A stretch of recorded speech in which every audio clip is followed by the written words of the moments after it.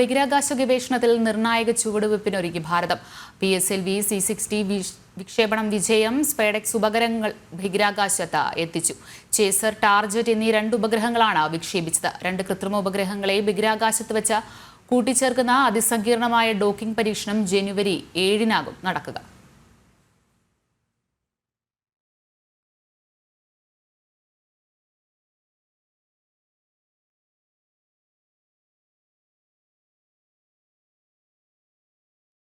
Saudi അറേബ്യയിലെ Riyadh King Khalid രാജ്യാന്തര വിമാനത്താവളത്തിൽ നിന്നുള്ള എയർ ഇന്ത്യ, ഇൻഡിഗോ ഉൾപ്പെടെയുള്ള 14 വിമാന കമ്പനികളുടെ സർവീസ് ടെർമിനലിന് മാറ്റം.